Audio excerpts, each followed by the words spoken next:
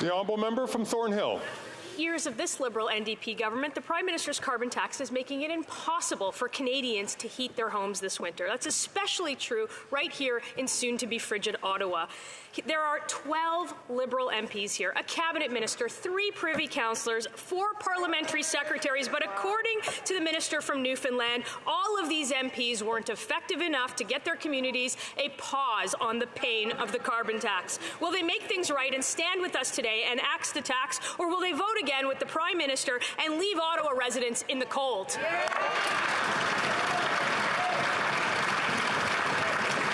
The Honourable Parliamentary Secretary. Thank you, Mr. Speaker. And you know, there was a time when Canadian progressive conservative voters could rely on members of that Conservative caucus for leadership on fighting climate change. In fact, the member from Wellington Halton Hills staked his entire Conservative leadership campaign on it. What he said exactly, and I quote, is, "The right way to do it is to price carbon through a revenue-neutral carbon tax." He staked his entire Conservative leadership campaign on that. Sadly, he lost.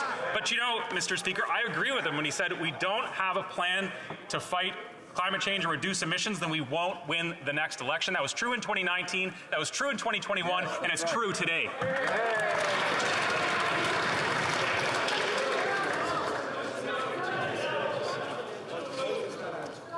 The honourable member from Thornhill. If the Prime Minister can pause the pain for some Canadians, then surely he can do it for all Canadians. These Liberal MPs should be demanding that. But they are missing in action. Like the MIA Liberals from the GTA, like that member. Their communities want relief from this costly coalition, but they've been hiding for a week. So I'll give them the chance to show up now. Will the Prime Minister allow the members whose phone number starts with 905 a free vote to take the tax off so their communities can keep the heat on?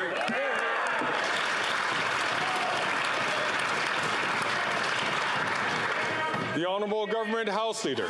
Thank you, Mr. Speaker. Mr. Speaker, what my honourable colleagues continue to forget is that this policy does apply right across the country. So whether you are in the GTA, whether you are in Northern Ontario, whether you are in Saskatchewan or Manitoba or anywhere else in this country, the price on pollution has been removed for those that use home heating oil, Mr. Speaker. It would be good if the Conservatives actually focused on the facts and allowed us to debate climate change and how we're going to fight it, not if climate change is real or not. Thank you, Mr. Speaker. Good answer.